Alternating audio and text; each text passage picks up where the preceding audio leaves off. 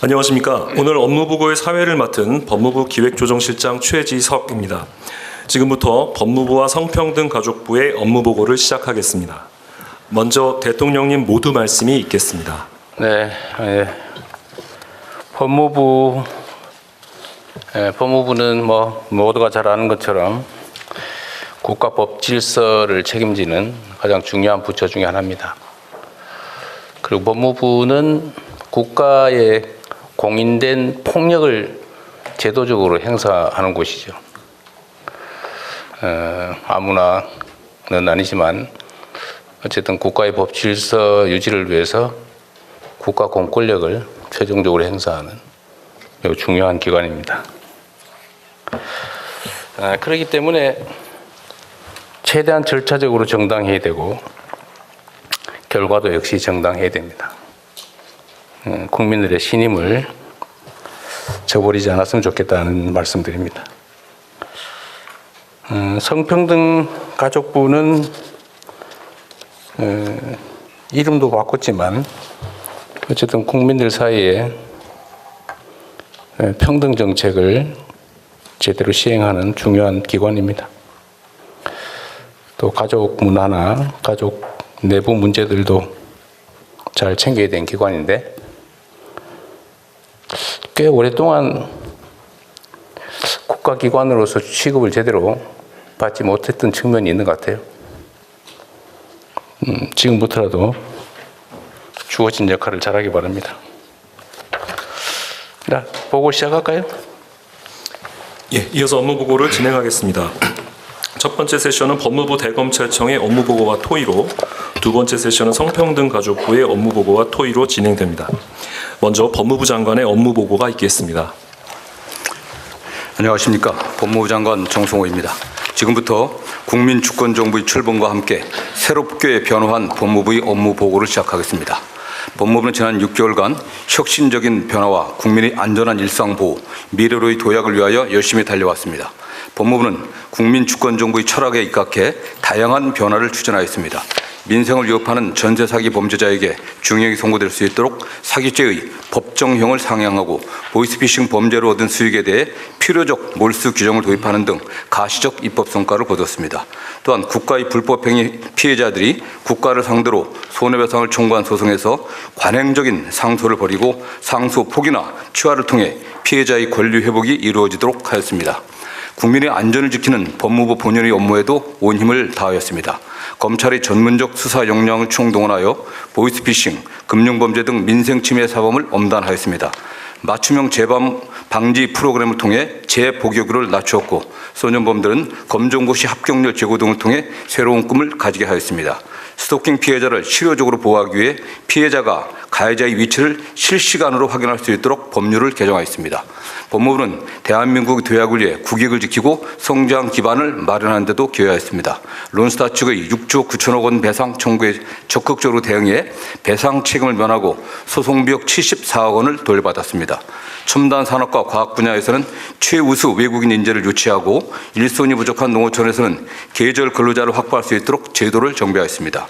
관광과 투자 유치 활성화를 위해 외국 기업인과 의료 관광객에게 다양한 출입국 편의도 제공하였습니다.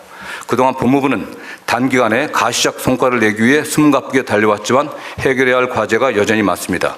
과도한 규제로 경제활동이 위축되고 갈수록 치밀해지는 초국가 범죄는 국민의 일상을 위협하고 있습니다. 외국인 증가에 따라 사회 통합에 대한 요구도 커지고 있습니다. 앞으로 법무부는 오직 국민만을 바라보며 안전, 실용, 인권, 혁신 중심의 정책을 펼쳐나가겠습니다. 우선 범죄로부터 안전한 나라를 만들어가겠습니다. 조만간 정식 직제가 될 보이스피싱 범죄 합동수사부가 보이스피싱 범죄에 상시 대응하도록 체계를 정비하고 국제 공조를 강화해 해외 보이스피싱 조직의 뿌리를 뽑겠습니다. 자본시장을 어지럽히는 금융증권 범죄에 대하여는 양형 기준을 강화하고 엄정하게 처벌하고 범죄로 인한 수익은 철저하게 환수하겠습니다. 범죄 수익은 유죄의 재판이 없더라도 신속히 몰수할 수 있도록 독립 몰수제를 도입하고 범행의 동기를 원천적으로 차단하기 위해 범죄 수익 환수 전담 조직을 점차 확대해 가겠습니다. 마약범죄에 대하여는 최근 출범한 마약범죄 정부합동수사본부가 수사와 행정력을 집중 투입하여 공급을 철저히 차단하고 치료 및 재활 프로그램 확대해 마약사범이 중독에서 벗어나도록 돕겠습니다. 성폭력이나 강력범죄 등 재범 고위험군에 대한 1:1 전자감독 보호관찰의 범위도 확대하겠습니다. 소년범에 대한 범죄 예방과 보호관찰 기능을 통합하여 성인과는 분리된 소년 전담기관을 운영하고 이상 동기 범죄자에 대한 관리 감독도 강화 나가겠습니다. 두 번째로 실용적인 법무 행정으로 경제 활성화를 지원하겠습니다. 여러 법령에 산재된 과다한 형사처벌 규정이 다수 국민을 전과자로 만들고 창의적인 기업 경영에 장애가 되기도 합니다. 이 문제를 해결하기 위해 전체 경제 형벌 중 30% 정비를 목표로 벌금형의 과태료 전환 등 법령 개정을 추진하고 배임죄 대체 입법을 내년 상반기에 마련하겠습니다. 최근 발족한 형사법 개정 특별위원회를 통해 과도한 형벌 규정에 대한 비범죄화와 처벌 완화 방안을 종합적으로 논의하여 합리적인 형사법 체계를 구축하겠습니다. 초저출산 지방 소멸 위기에 대응해 능동적이고 유연한 출입국 이민 정책을 추진하겠습니다. 국가 균형 발전을 위해 지역 맞춤형 비자를 확대하고 외국인 전문 기술 인력을 육성해 제조업 노동력을 확충하겠습니다. 이민자가 납부한 수수료를 사회 통합에 활용할 수 있도록 기금을 조성하고 체계적인 이민 정책 추진을 위한 조직 개편 방안도 연구하겠습니다. 주주 보호와 자본시장 선진화를 위하여 올해 2차례에 걸쳐 이루어진 상법 개정에 발맞추어 이사의 충실 의무 가이드라인을 제정하고 후속 입법도 적극 지원하겠습니다. 지난 67년간 바뀌지 않아 현실을 반영하지 못하고 있는 민법 개정안이 국무회의를 통과했습니다. 개정안이 내년 중 국회를 통과해 입법이 마무리되도록 추진하겠습니다. 세 번째로 인권의 가치를 존중하는 사회를 만들겠습니다. 우선 교제폭력과 스토킹 피해자에 대한 보호를 강화하겠습니다. 전자감독 위치 추적 연계 시스템을 구축하여 경찰과 원활하게 협조하고 스토킹 외에 교제폭력에 대해서도 전자장치 부착을 확대하기 위해 관련 법률 개정을 추진하겠습니다. 범죄 피해자가 언제 어디서나 필요한 지원을 받을 수 있도록 온라인 통합 지원 시스템을 구현하겠습니다. 나아가 피해자에 대한 경제적 지원액을 상향하고 피해자의 기록 열람 등사권도 확대해 나가겠습니다. 인권이 존중받는 사회를 만들기 위해서는 국민이 변호인으로부터 두텁게 도움을 받을 수 있어야 합니다. 변호인과 의뢰인이 상담 내용을 보호하는 비밀 유지권 법제화를 마무리하겠습니다. 교정시설에는 변호인 스마트 접견을 도입하고 피해자 국선 변호사 인원과 지원 대상을 확대하겠습니다. 외국인 근로자 인권 침해 사건에 대해서는 원스톱 지원을 효과적으로 제공하고 계절 근로자에 대한 임금체불 보증보험 가입을 의무화하겠습니다. 또한 교정시설 과밀 수용 문제를 해소하기 위해 교정시설 조성을 집중적으로 추진하여 수용자와 교정 공무원의 인권을 개선하겠습니다. 마지막으로 미래를 향한 법무 혁신을 이루겠습니다. 먼저 국민의 눈높이에 맞는 검찰 개혁을 차질 없이 추진하겠습니다. 현재 진행 중인 공소청과 중수청 신설이 순조롭게 추진되도록 함과 동시에 국가의 범죄 대응 역량이 줄어들지 않도록 국무총실 산하의 검찰개혁 추진단 활동을 적극 지원하겠습니다. 현재는 검사의 업무가 수사에 집중되어 있으나 범죄 수익 환수, 국제 형사사법 공조, 국제법무와 통상지원, 공익대표 소송 등을 중심으로 검사의 공익적 역할을 강화하겠습니다. 법무 혁신을 위해 다양한 법무 행정 분야에 AI 기술을 도입하겠습니다. 법률구조 서비스 통합 시스템을 마련하여 AI를 통해 맞춤형 서비스가 제공되도록 하겠습니다. 입국하는 외국인의 위험도를 사전에 분석하는 시스템을 도입하여 국경 관리도 한층 강화해 나가겠습니다.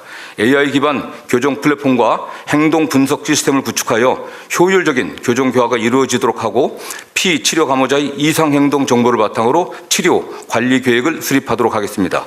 국제 소송에 전략적으로 대응하여 국부 유출을 막고 해외 진출 기업을 상대로 법률 설명회를 개최하는 등 국제 법무 지원을 강화하여 국익 창출에 기여하겠습니다. 법무부는 2026년을 법무행정 혁신의 원년으로 삼고 끊임없는 도전으로 국민이 체감할 수 있는 변화를 이끌겠습니다. 이상으로 법무부의 보고를 마치고 대검찰청의 보고를 이어가겠습니다. 검찰총장 직무대행 구자연입니다. 대검찰청 업무 보고 드리겠습니다. 앞서 보고된 사항 외에 검찰은 인지수사의 총량을 감축해 민생사건에 역량을 집중하였습니다. 중대재해사건, 생활필수품 담합사건 등 민생 침해 범죄 엄벌에 전력을 다하였습니다.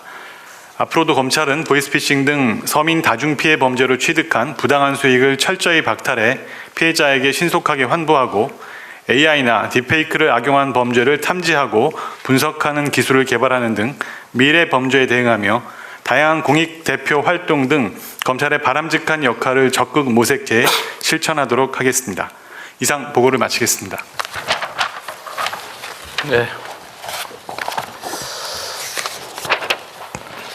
우선은 보이스피싱 대책은 법무부도 같이 검찰도 같이 하고 있는 거죠? 어쨌든 그거는 한 달도 안 돼서 상당한 성과를 실제로 낸 것 같아요. 예. 동부지검에 좀 합동수사부가 구성되어 있습니다. 아, 따로요? 예, 그렇습니다. 어쨌든 이게 9월 대비 10월, 11월에 전년 대비 피해보다 3분의 1이 줄어들었다고. 상당히 많이 준 것 같습니다. 일반 추세보다는.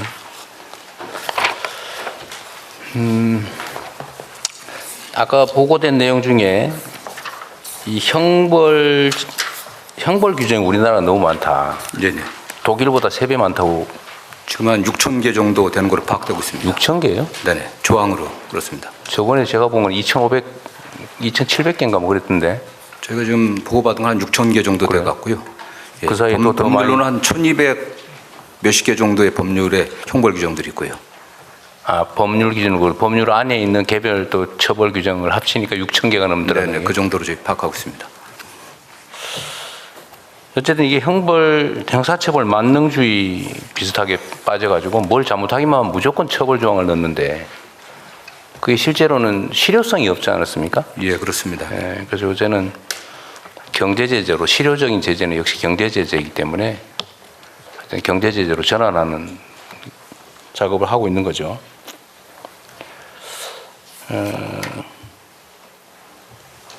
하여튼 뭘 처벌하려고 그러면 수사하는 데도 엄청난 역량이 투입되고 기소하고 공판 유지하고 재판하고 근데 해봐야 몇 년 지난 다음에 뭐 기껏해야 집행유예 받아가지고 처벌 제재 효과도 거의 없는데 어쨌든 국가 역량이 너무 많이 소모되는 것 같아요.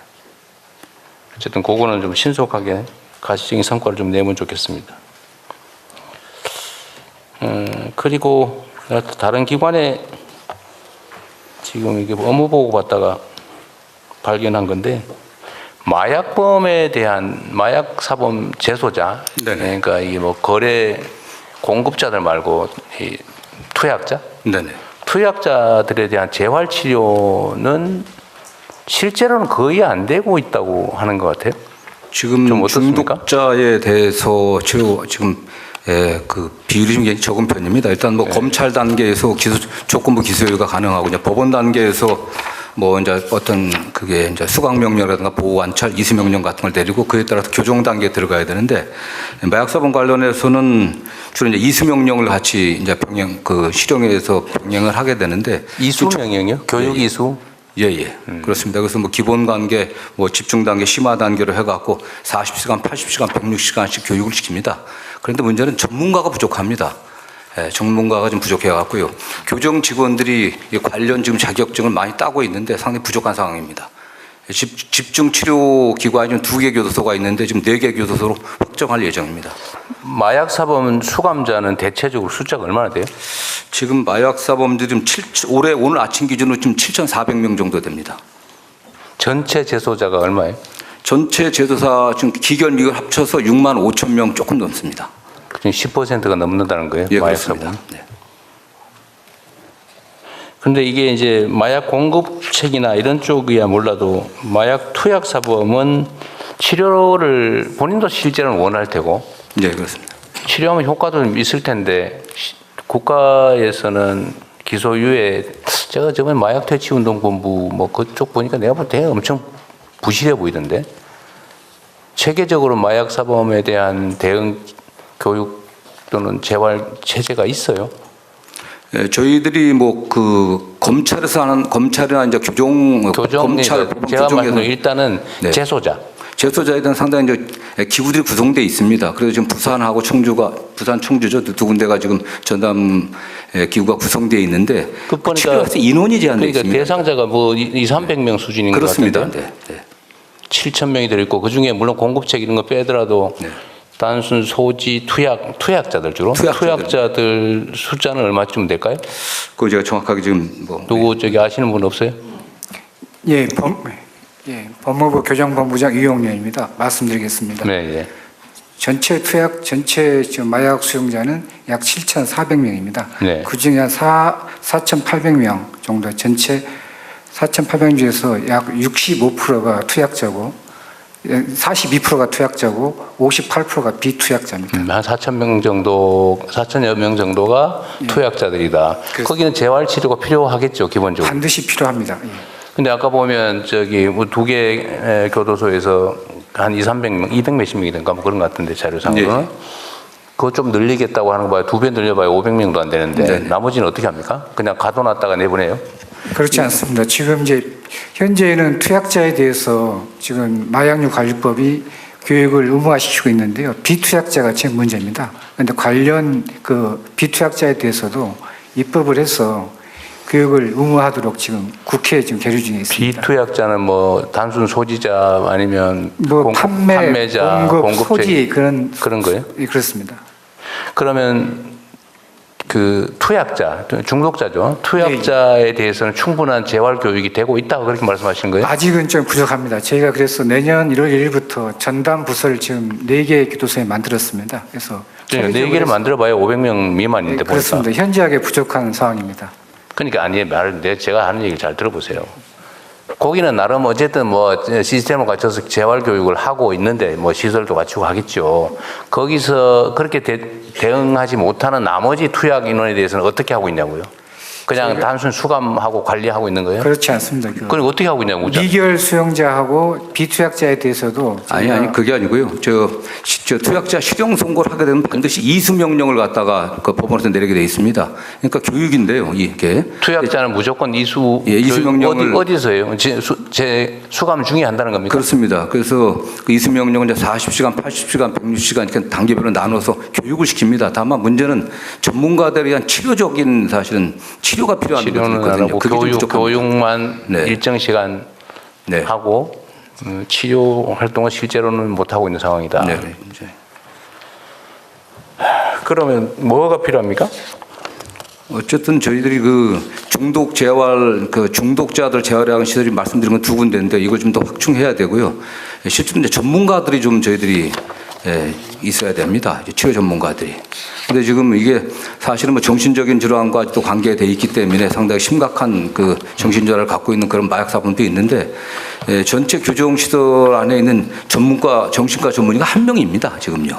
아, 그래요? 예, 지금 뭐 성범죄자가 9,000명이 넘고 마약 범죄자가 7,000명이 넘는데도 다 이게 정신적인 문제가 있는데 이 정신과 전문의 딱 1명뿐이 없습니다. 그다음에 뭐 서울대에서 1명 정도 지원받고 있는데 굉장히 한계가 있습니다. 이게. 네. 알겠습니다. 그 서면 보고 자료에 몇 군데 한번 체크해 볼게요. 그 지금 아직 제도적으로는 도입이 안 된 것 같은데 그 저런 논의가 있었지 않습니까? 예를 들면 교통범칙금을 내는데 5만 원, 10만 원 내면 서민들은 제재 효과가 있지만 그 예를 들면 일정한 재력이 되는 사람은 5만 원, 10만 원짜리 뭐 10장 받은 데 아무 상관없어서 다 막 위반한다는 거 아닌가요?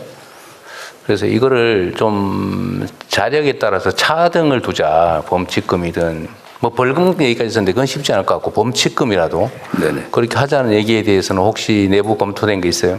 저희들이 뭐 제가 취임하면 사실 그 부분은 검토한 바가 없습니다. 검토를 해보겠습니다. 이게 꽤 논의는 많이 됐는데 이거 한번 왜냐하면 이게 똑같은 이게 공정하지 못하니까 제재 효과가 누구한테는 있고 네. 누구한테는 없거든요. 그래서 이거는 한번 점검을 한번 해볼 필요가 있지 않을까 싶네요. 예, 그렇게 하겠습니다. 네. 네.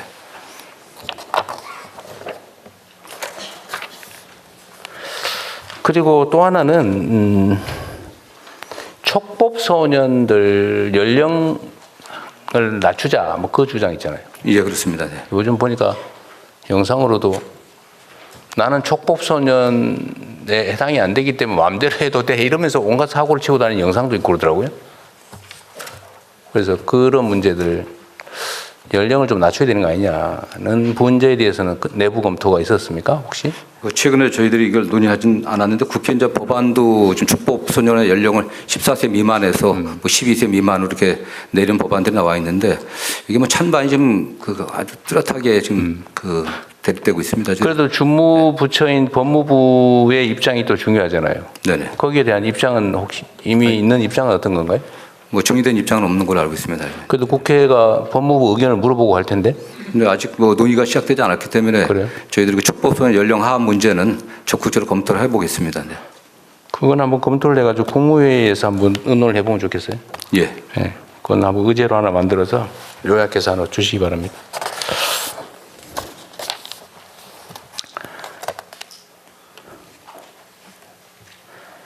어, 10페이지의 윗부분에요. 자본시장 교란범죄 음단 항목이 있는데 자본시장 불공정거래 대응 강화 TF를 구성했어요. 25년 7월에. 예, 그렇습니다. 네. 성과는 뭐 있어요? 지금 가장 큰 최근의 성과가 서울구 중앙지검 공정거래조사부에서 설탕 담합 사건을 갖다가 저희들이 찾아내고 3조 원 정도의 담합이 있었는데 찾아가고 근래에 드물게 대표까지 구속해서 기소를 했습니다. 그 사건은 제가 어디서 딴 데서 보고서를 본 것 같은데 그거는 2012년인가 뭐 13년인가 그때 아주 오래전에 벌어진 사건 아닌가요? 아니 그렇지 않습니다. 이게 뭐 말씀드리기 그렇지만 공정거래위원회에서 제대로 2024년부터 내부 조사를 하다가 진척이 없어갖고요. 리니언 씨라고 해갖고 와서 신고하고 자백하게 되면 감형해주는 제도가 있습니다. 그래서 저희들이 그게 저희 검찰에 그 신고가 와갖고 검찰이 집중적인 조사를 하고 이게 공정거래위원회가 전속 고발권이 있기 때문에 저희들 고발 요청을 3회에 걸쳐서 고발 요청을 해갖고 그랬었어요? 예, 저희들이 이걸 조사를 했습니다. 네, S였습니다. 대통령 추가로 좀 설명을 네. 드리겠습니다. 아까 말씀하신 그 금융당국과의 TF 활동을 통해서는 크게 봤을 때 3가지 정도의 성과들을 거두었습니다. 그 회의 자체는 최근에 일단 6차 회의까지 종료를 했고 가장 큰 거는 그 불공정거래 범죄가 어쨌든 신속하게 조사가 되어야 네. 되는데 그 부분에 있어가지고 금융당국에서 강제적인 행정조사를 할 수 있도록 하는 행정영장 제도를 도입을 해서 금융위원회 쪽하고 저희하고 해서 실제로도 그 강제적인 처분을 통해 가지고 조사 기간을 최대한 좀 축소할 수 있는 그런 방향의 성과가 좀 있었고요. 그 다음에 이제 그 소위 말해서 주가 조작 원금에 해당되는 것들을 뭐 출싱할 수 있는 제도 자체는 도입이 돼 있었는데 네. 이 부분에 대해 가지고 그 동안에 판례도 아직 형성이 안 돼 있고 해가지고 그 부분은 어떻게 그러니까 예컨대 주가 조작에 직접 사용된 돈이 아니라 누구한테 갖고 온 돈이라든가 여러 돈이 섞여 있었을 때의 어떤 대응 방안들에 대해서 그 금융 쪽 당국 쪽하고의 그 대응 논리들을 만들어서 현재 어떻게 할지에 대한 네. 그 방향성들을 잡았고요. 마지막으로는 그 지금 양형 기준을 양형위원회 쪽에 이야기를 해서 올해 하반기에 네. 그 상당 부분 반영을 한 부분이 있습니다. 예. 네, 네. 하여튼 자본시장 교란 범죄에 대해서는 우리가 좀 엄정한 태도를 보여주고 실제로는 시도 자체를 못하게 막아야 되는데 지금까지는 너무 많이 방치돼 있어서 걸리는 경우는 재수 없어서 걸린 거고 통상적으로는 안 걸린다는 믿음이 있었던 것 같아요. 하여튼 그 점은 확실하게 좀 깨주면 좋겠어요. 예. 요즘 많이 좀 좋아지는 것 같다는 건 하는데 글쎄 여전히 이런 거 다 숨어서 하는 거니까 알 수가 없죠.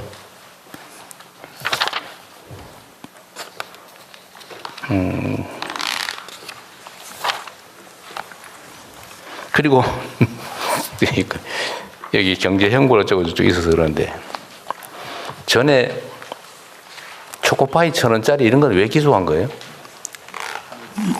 이번 계기가 저희들한테도 이게 어떤 경미한 범죄에 대해서 어떻게 하는지를 좀 돌아보는 계기가 됐던 것 같습니다. 지금 말씀하신 부분에 대해서 왜라고 했을 때 답변을 할 수 있는 부분은 굳이 따지자면 그 사건에서 이제 피해자에 해당되는 회사가 있지 않습니까?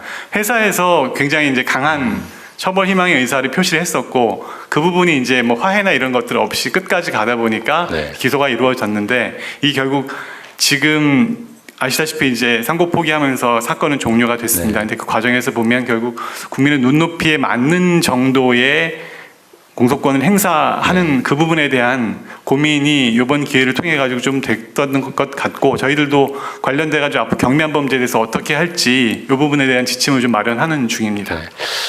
원래 경미한 이거 초범이 아니고 재범이거나 뭐 그랬어요? 예, 그랬던 전과가 것으로 있었습니다. 네. 전과가 있었던 절도 것으로 알고 전과가 있습니다. 절도 전과가 있었나요? 기억하고 있습니다. 예. 그런 어려움도 있었겠네요. 기소 유예하기가 조금 어려운. 어쨌든 법률 제도상으로도 이런 경미한 범죄에 대해서는 다른 나라들은 이런 경우에 어떻게 해야 된다는 규정이 있는 경우도 꽤 있다고 하더라고요. 근데 지금은 죄가 되면 액수가 적어 20원 피해를 입었더라도 10원짜리 피해라도 이론적으로는 어쨌든 처분을 해야 되는 상황이 발생하잖아요. 기소유예를 하든지 기소하든지. 예, 그렇습니다. 예. 죄가 되면. 근데 10원짜리 길에 떨어진 5핀 주스 갖다 그 점유이탈물 횡령이잖아요, 그죠? 신고 안 하고. 예를 들면 그런 경우도 굳이 기소해야 되나 그런 거를. 아예 제도적으로 경미한 처벌 가치가 없는 거는 안 하는 그런 제도를 만들어야 되지 않을까요? 예, 다른 나라는 그런 게 있다고 하던데. 네, 저희들은 검토해 보겠습니다. 네. 네. 그게 너무 일선 검사들 입장에서는 이거 죄가 되는데 기소유예 하려니까 전에 뭘 한 기록도 있고 하면 혹시 문책 당할까 싶어서 그냥 기소해버리고 이럴 수도 있죠. 근데 예. 그 길을 하나 만들어 주기는 해야 되지 않을까 싶습니다. 예, 그렇습니다. 국민들이 보기엔 이런 걸 기소하게 되면 이게 그냥 공소권의 남용 또는 오용으로 그렇죠. 느끼기 반대쪽으로. 좋은 조건입니다. 예, 예. 하여튼 그것도 고민은 좀 해야 될 것 같습니다. 예. 그 다음에 17페이지에 이런 거 있네요. 피해자 열람 등산권을 확대하자. 그 검찰은 기소를 할 때 수사 기록, 증거 기록을 다 파일로 만들잖아요. 그 변호사들한테 파일로 그냥 주면 안 됩니까? 꼭 한 장에 50원씩 받고 수백만 원씩 들여서 꼭 복사시켜야 되나? 일단 뭐 열람 등사 관련된 부분에서는 지금 대통령 말씀하신 부분이 마침 12월 15일부터 해가지고 형사기록 전자화가 전면 시행이 되었습니다. 그래서 향후에는 이제 기록에 관한 그 관점 자체가 지금 말씀하신 것처럼 PDF 파일 형태로 전환이 됐기 때문에 네. 그 부분은 이제 제도적으로는 좀 해소되는 국면에 있다고 볼 수 있을 것 같고요. 어쨌거나 그동안에는 종이 기록의 원본성이 있었기 때문에 그 부분은 뭐 불가피하게 이제는 해결된 거예요? 근데 다만 이제 그 기존 사건 새로 이제 그 시점부터 입건되는 사건부터 적용되니까 과거의 것들이 아직 남아는 있을 텐데요. 어쨌든 그런 측면에서는 좀 전환이 있을 수 있을 것 같습니다. 하여튼 국가적 낭비이기도 하고 불필요하게 고통을 가하는 것 같아서 이미 다 가지고 있는 거 그냥 파일 복사해 주면 되지 그거를 한 장씩 가서 일당 주면서 그런 걸 복사하라고 시키는 게 너무 가혹한 것 같아서요. 한번 검토를 한번 해보십시오. 예, 지금도 일선에서는 다 그러고 있던데. 예. 네. 익명화가 만약에 문제가 되면 그에 대해서는 뭐 변호인들이 책임을 지면 되는 거죠. 예, 익명화는 다행히 또 전산적으로 그 시스템들을 좀 갖추고 있습니다. 예. 19페이지에 상소제도 개선 추진 이런 것도 있네요. 예, 지금 TF 구성해서 좀 이제 논의하고 있습니다. 네. 어쨌든 검사들 입장에서는 그냥 원래 하던 일이니까 상소하고 항고, 재항고 뭐 또는 상고하고 그래도 하는 게 그냥 깔끔하긴 한데 당하는 쪽에서는 엄청나게 괴로운 일이다. 그리고 아까도 제가 잠깐 말씀드렸지만 국가 본질적인 폭력이죠. 국가 형벌권을 행사하는 공권력을 행사하는 데는 절차적 정당성도 있어야 되고 실체적 정당성도 반드시 확보돼야 된다. 일본에 비하면 너무 항소, 상소율이 너무 높다는 지적이더라고요. 그런 것도 고려를 좀 해서 내부적으로 논쟁들도 많긴 하지만 합당하게 잘 판단했으면 좋겠습니다. 예, 그렇게 하고 있습니다. 네.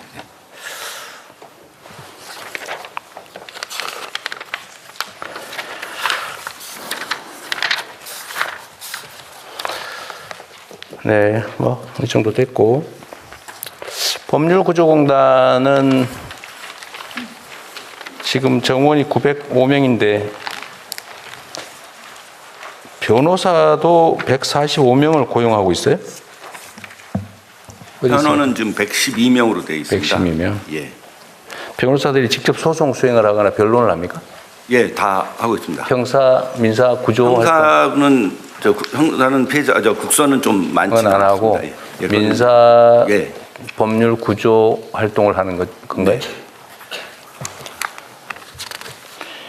그 각 지역의 법률 구조공단에 이제 상담을 오거나 수요가 꽤 있는데 이걸 상당 정도는 커버하지 못한다는 얘기도 있던데요. 실제 어떻습니까? 네, 죄송스럽습니다. 저희가 상담 몇 년간 인원이 부족해서 저희가 상담이 지금 100만 건 정도 하고 있는데 다 못하고 있습니다. 인입률이라고 전화 다 받는 게 한 50% 정도 수준이라서 상담을 어떻게든 더 하려고 지금 직원들 좀 조정도 좀 하고 그렇습니다. 상담도 상담인데 실제로 예를 들면 경제적 여력이 없어서 변호사 선임이 어려운 경우에 법률 구조공단이 대신해 주는 경우도 있잖아요.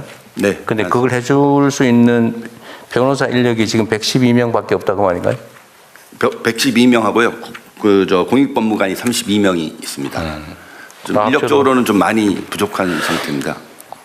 법률 구조공단은 직접 예를 들어 소송 대리하는 거 말고 그 위임도 합니까? 위임하고 지원하는 것도 해요. 구조 사업으로 상담하는 거 하고 네. 소송을 그다음에 직접 하는 이제 거. 직접 대행해 주는 거 하고 네. 그게 다 합니까? 그다음에 법률 교육하는 거 하고요. 교육하는 거 하고 예.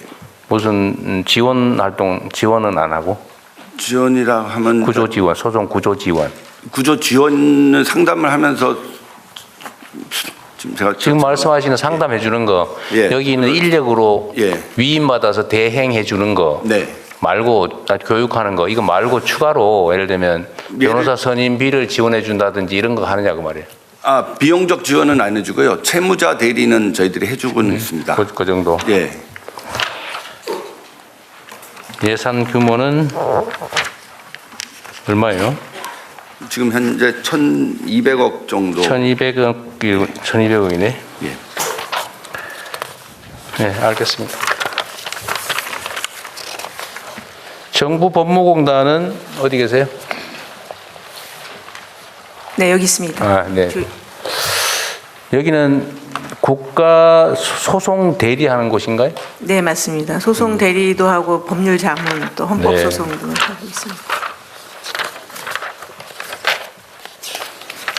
상당수는 직접 못하고 민간 변호사한테 의뢰하죠? 네, 저희가 전체 국가 소송의 한 4% 정도를 4% 맡고 정도요? 있습니다.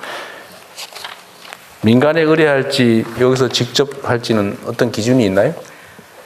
그러니까 그 국가 그거는 각 부처에서 알아서 네, 판단하는 거예요? 알아서 하는. 저희는 완전히 민간 로펌이랑 완전 경쟁입니다. 그래요? 네. 그 정부 예산을 직접 지원받지는 않습니다. 그래요? 그럼 정부에서도 수임료를 지급하고 맡긴다는 건가요? 그러니까 간접적으로 이제 수임료하고 착수금과 성공보수로. 그래요? 네. 보조금이 한 4% 정도 있습니다.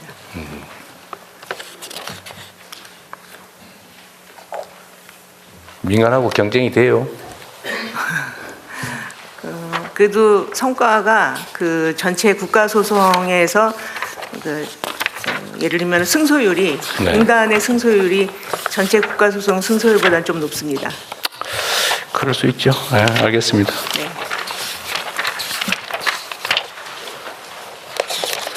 네. 하여튼 대검찰청은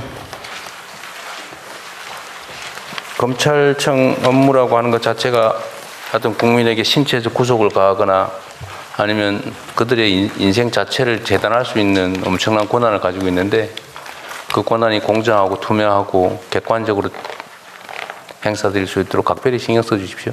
예, 그렇게 하겠습니다. 네.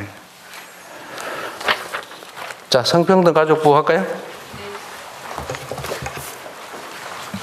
네, 이어서 성평등가족부 장관이 주요 업무를 보고드리겠습니다.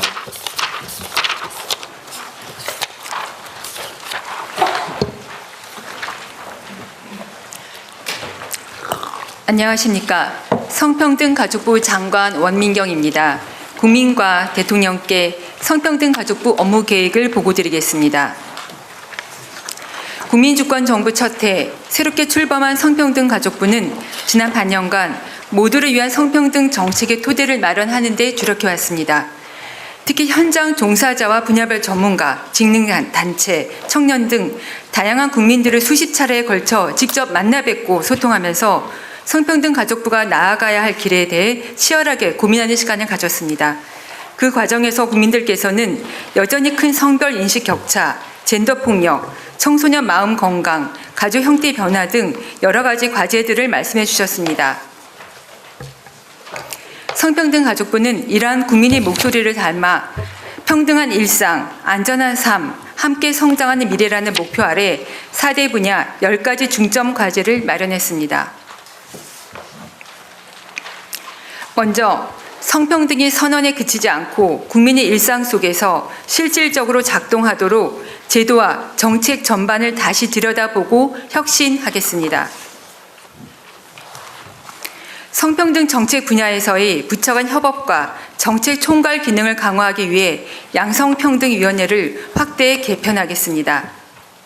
현재 8개 부처에 설치된 성평등 정책 전담 부서를 전 부처로 확대하여 모든 장관이 각 분야에서 성평등을 책임지는 실질적 범정부 성평등 책임 체계를 구현하겠습니다. 또한 청년들이 직접 참여하는 공론장을 본격적으로 운영함으로써 세대와 성별을 아우르는 성평등 공감대를 확고히 구축해 나가겠습니다.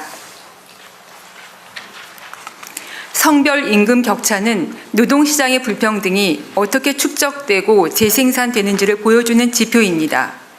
노동시장 전반에 공정과 성평등의 기준을 세워나가는 고용평등 임금 공시제를 도입하겠습니다. 아울러 성평등한 노동시장을 위해 여성 새로 일하기 센터를 중심으로 경력 단절 예방 서비스와 직업교육 훈련을 확대해 여성의 지속적 경제활동을 적극 뒷받침하겠습니다. 다음으로 국민 모두가 안전한 사회를 위해 젠더 폭력 대응을 한층 강화하겠습니다. 성평등 가족부는 디지털 성범죄 피해자 보호 지원의 총괄 부처로서 5만여 명을 지원하고 145만 건 이상 삭제를 지원하면서 많은 정보를 축적했습니다. 이 정보를 심층 분석하여 제재 조치, 수사, 신속한 유통방지 조치 등 보다 강력한 통합 대응이 이루어질 수 있도록 디지털 성범죄 피해 통합 지원단도 관계기관과 협의를 거쳐 설치하고자 합니다. 가정폭력, 스토킹, 교제폭력에 대해서는 경찰과 가정폭력 상담소 간 공동 모니터링 체계를 운영하겠습니다. 아울러 온라인상에서 확산되는 스토킹 피해자의 개인정보가 디지털 성범죄와 결합되지 않은 경우에도 삭제 지원이 가능하도록 관련 법령 개정을 추진하겠습니다. 현재 강의식 주입식으로 이루어지고 있는 폭력 예방 교육을 토론식 참여, 체험과 같은 형식으로 다양화하여 보다 실효성 있는 교육으로 개편하겠습니다. AI 기반 온라인 성착취 대응 시스템을 고도화하여 아동 청소년 온라인 성착취 유인 정보와 성착취물을 자동으로 수집, 분석, 신고하는 등 선제적으로 대응하겠습니다. 성매매뿐 아니라 성착취물, 그루밍 피해 아동 청소년도 포괄적으로 보호하고 지원할 수 있는 제도적 근거를 마련하여 정책의 사각지대를 보완해 나가겠습니다. 셋째, 단 한 명의 청소년도 소외되지 않고 건강하게 성장할 수 있도록 뒷받침하겠습니다. AI 기반 위기탐지 시스템을 새롭게 구축하여 자살, 자해 충동의 위기를 겪는 청소년이 온라인상에서 보내는 신호를 신속히 포착하고 상담과 필요한 서비스로 연계할 수 있도록 1388 온라인 상담 또한 강화하겠습니다. 가정과 학교 안팎 구분 없이 모든 청소년에게 동등한 기회를 보장하겠습니다. 가정 밖 청소년에게 주거, 생활, 일자리 등 지원을 확대하고 성장 일터 시범 사업을 통해 청소년들의 자립을 지원하겠습니다. 모든 청소년들이 마땅히 누려야 할 기회가 학교 밖 청소년이라는 이유로 누락되는 일이 없도록 세밀히 지원해 나가겠습니다. 청소년들이 안전하고 책임감 있게 디지털 시대를 살아갈 수 있도록 디지털 시민교육 프로그램을 새롭게 개발하고 청소년 시설을 중심으로 시범 운영하겠습니다. 아울러 청소년들이 국제적 시야를 갖추고 주체적인 세계 시민으로 성장할 수 있도록 청소년 국제 교류도 재개하겠습니다. 마지막으로 모든 가족이 안정적이고 행복한 일상을 누릴 수 있도록 성평등 가족부가 든든한 울타리가 되겠습니다. 집으로 아이 돌보미가 찾아가는 아이돌봄 서비스는 정부 지원 대상과 시간을 확대하고 공공뿐 아니라 민간 아이돌봄 서비스도 안심하고 이용할 수 있도록 관리 기반을 마련하겠습니다. 저소득 한부모 가족에 대해서는 복지급여 지원 기준과 금액을 확대해 나가겠습니다. 다문화 가족 지원 서비스의 범위를 이주 배경 가족까지 넓혀 안정적인 정착을 지원하겠습니다. 지역사회 내 취약 위기 가족을 신속히 발굴하기 위해 맞춤형 서비스 제공 기관도 확대 운영할 계획입니다.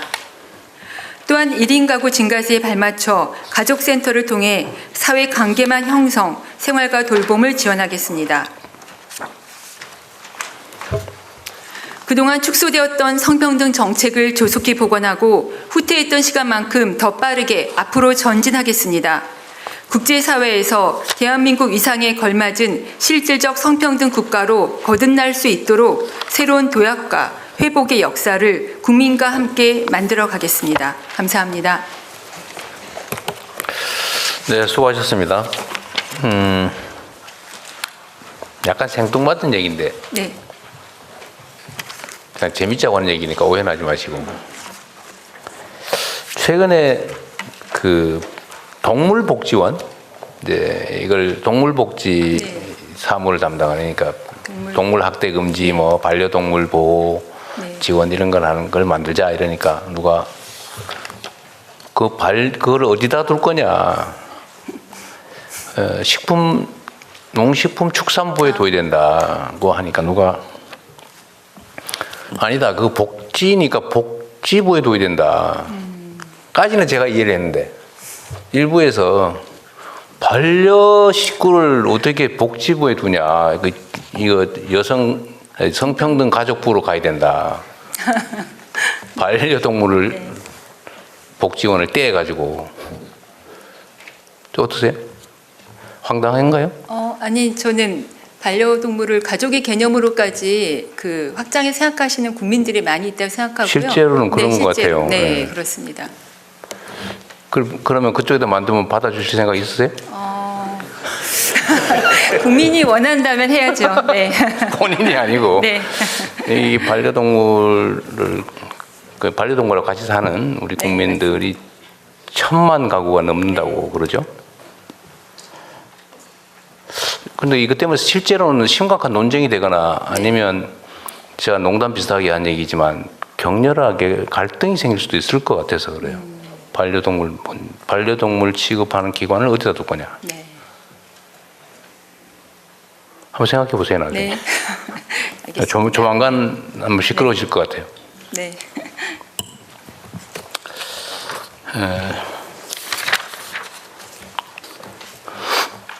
아까 옆에 잠깐 들으셨을 텐데 성평등 가족부 입장에서는 촉법소년의 연령이나 논란에 대해서 어떤 의견을 가지고 있어요? 네, 저희가 청소년 네. 보호와 성장이 저희 또 부처의 중요한 영역 중에 하나입니다. 저희는 우리 부처에서는 청소년에 대하여 아직까지는 보호와 성장의 개념으로 보고 촉법소년 연령 하향에 대해서는 조금 더 숙고가 필요하다라는 입장입니다. 그 사이에 법무부는 생각 좀 해보셨어요? 각종 범죄자의 연령이 계속 낮아지고 있습니다. 가장 심각한 게 지금 마약 범죄입니다. 네. 지금 10대, 30대까지의 마약 범죄가 한 60% 되는데 10대도 지금 초등학생까지 마약 범죄가 확산되고 있다는 얘기도 있기 때문에 마약 범죄뿐만 아니라 성범죄 그럴 때는 좀 낮추는 것들이 좀 필요한 게 아닌가, 이게 단순한 좀 더 교육만 갖고서는 안 되는 게 아닌가 하는 그런 좀 고민도 좀 하고 있습니다. 네. 성착취물 제작 배포에도 이 촉법소년 문제가 걸려 있죠. 네, 그렇습니다. 그게 네. 있는 것 같아요. 나는 안 걸려, 뭐 이러면. 그것도 고민해봐야 될 부분 네. 같네요. 결론을 내긴 어려운 것 같고.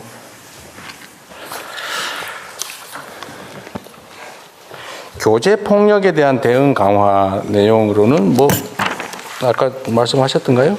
네. 제일 필요한 게 뭔가요? 요새 이게 논란은 꽤 많던데. 교제 폭력 대응으로 제일 핵심은 뭔가요? 교제 폭력에 대해서 새로운 법을 만들어서 그 피해자와 가해자를 그러니까 적절한 시기에 분리해야 된다고 하는 입장이 있지만 네. 저는 기본적으로 교제 폭력도 성평등 인식이 부재 가운데 나오는 것이라고 생각합니다. 아니, 그러니까 어떤 대책이 네. 구체적인 대책이 어떻게 필요하겠냐. 네. 지금 사회적으로 논란은 심해지고 네. 걱정은 커지는데 네. 대응책이 뭐냐 그 말이죠. 구체적으로 뭐 어떻게 하면 되는데? 그냥 열심히 하면 돼요?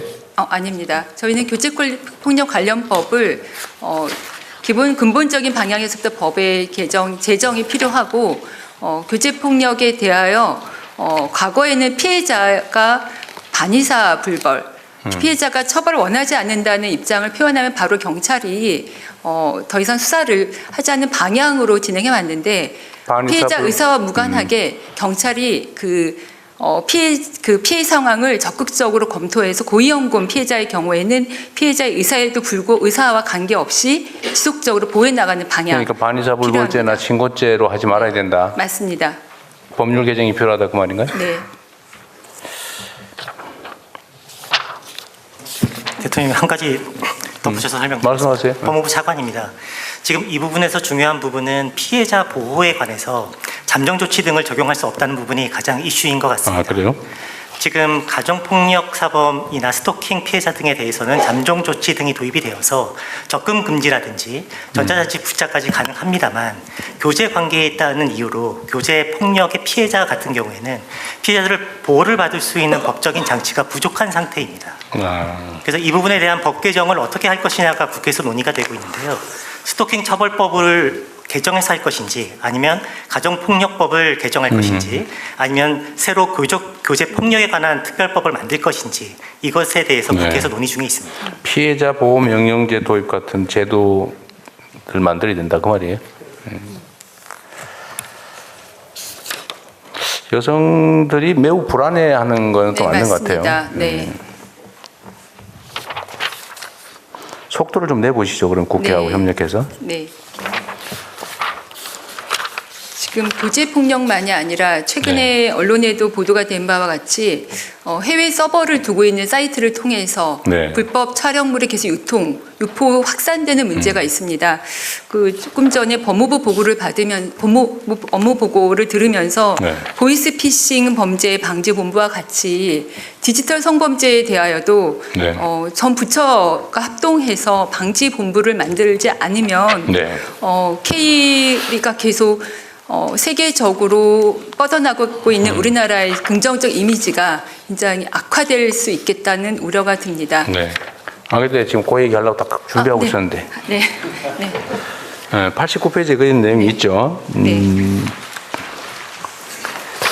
디지털 성범죄 피해자 지원센터 기능을 강화해야 된다고 하는데 장관이 최근에 성착취 촬영물 무슨 어젠가 기사에 나서 난리가 났던데요.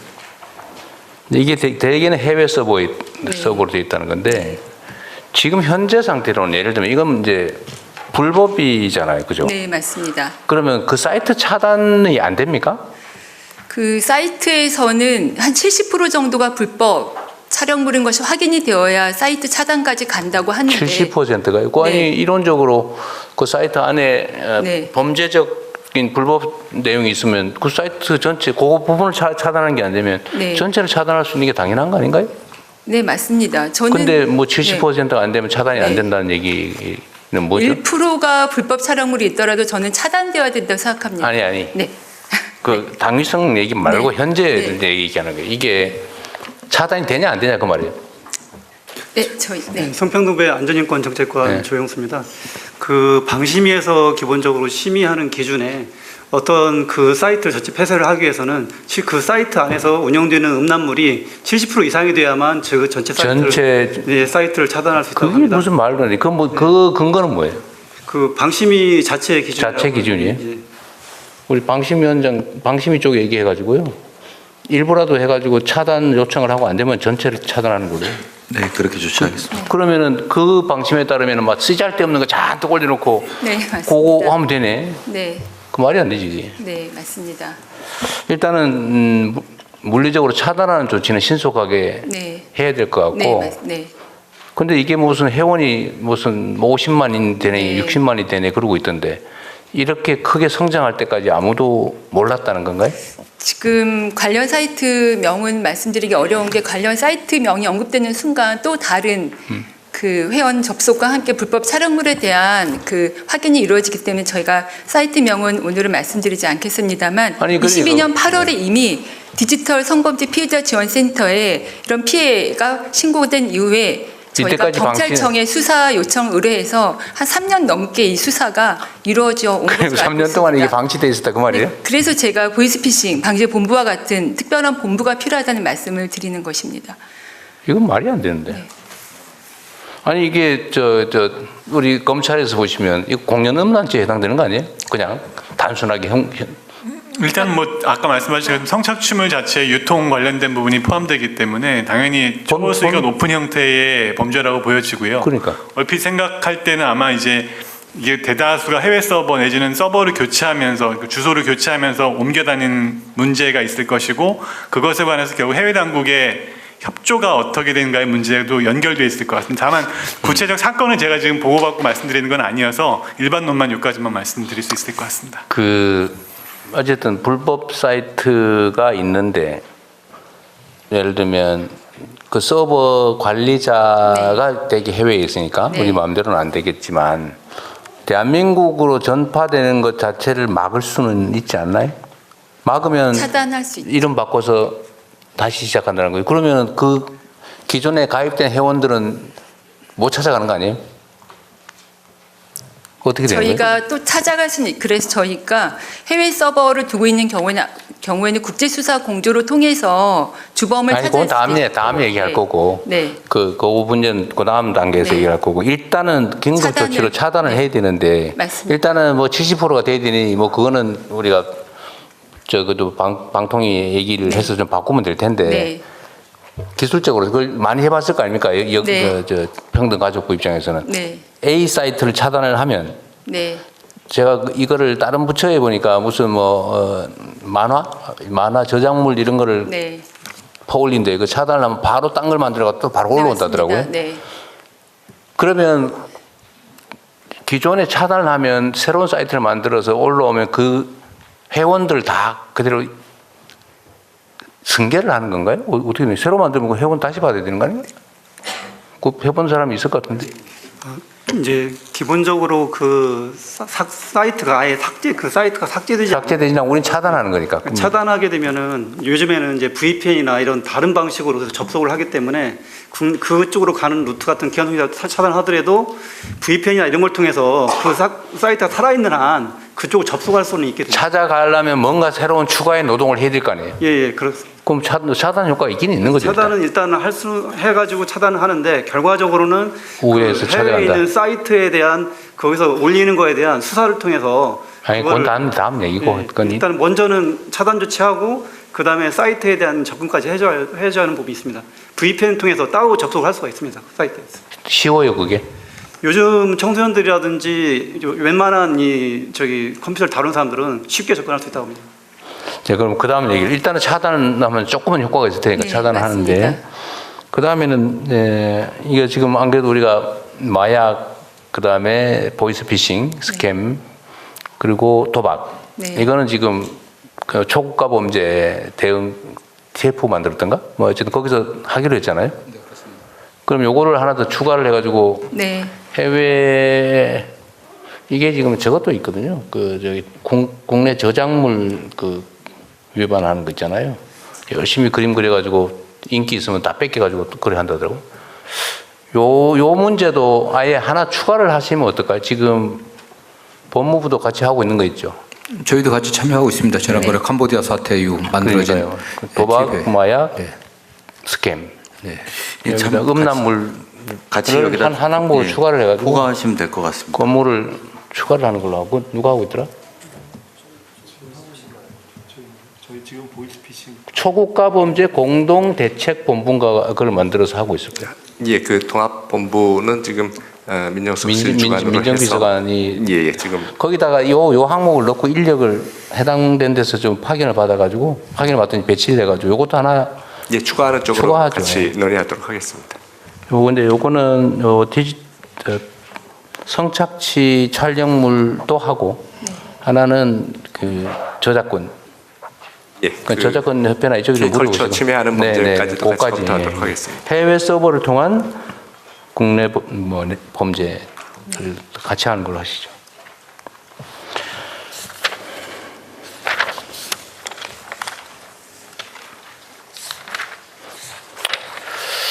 그 다음에 저한테 이거만 물어봐 주세요. 이게 너무 많아가지고 내가 그래도 안 물어보면 또 섭섭해하니까. 네. 이거 하나 물어볼게요. HPV 지원을 좀 확대해라. 그거 뭔 얘기인지 알아요? 무슨 HPV 이게 무슨 예방 주사 뭐 이런 건 뭐예요? 예? 자궁경부암 백신입니까? 이거 혹시 내용 알아요? 그 아는 분? 백신은 아마 질병관리청. 아마 하지 말고 네. 알면 얘기하고 모르면 넘어갑시다. 제가 보는 성평등 정책관 주임입니다. 아무튼 얘기해 보세요. 아는 사람. 그 임신, 그 자궁경부암 예방 접종인데 이제 국정과제 이제 남성 청소년까지 확대하는 내용으로 들어 있어서 지금 식약처에서 지금 추진하고 있는 걸로 알고 있어요? 있습니다. 지원을 확대할 거다 그러면 그냥 그렇게 얘기하면 끝난 거예요? 식약처랑 같이 한번 좀 더 모니터링 해보겠습니다. 그래요? 이게 핵심 쟁점은 지금 여성 청소년은 13세까지 무료로 맞고 있는데요. 네. 근데 문제는 남자들도 맞춰라. 남학생들한테 강도 의무적으로 맞게 해달라는. 그럼 남성들은 또 기분 나쁘다 그러나요? 그러니까 이제 이게 2회인가 접종을 하는데 국정과제에 있습니다. 2회 접종을 하는데 이게 맞으면은 좀 하루 이틀 수업하는데 좀 방해가 되는 모양입니다. 저는 안 맞아서 모르겠는데 그래서 그 남성 애들도 공짜로 무료로 맞게 해달라. 그럼 좀 더 많이 맞지 않겠는가라는 것이 지금 현재 쟁점입니다. 그런데 내가 메모를 받기로는 이게 청소년들하고 저소득층만 맞춰주고 있는데 성인까지 맞춰달라 뭐 이런 내용이던데? 예, 연령을 늘리는 것도 하나 있습니다. 현재는 13세까지 돼 있고요. 지금 국정과제 대상을 남자까지 확대하고 연령도 높여라. 예. 이게 주로 여성계 요구인가요? 예, 여성계 요구입니다. 이 남성은 별로. 근데 확대하는 거는 국정과제에 들어있고 예, 국정과제에 들어있습니다. 식약처에서 준비하고 있다 그 말이에요? 그렇습니다. 그럼 그 정도 하면 되겠네요. 또 하나는 뭐냐면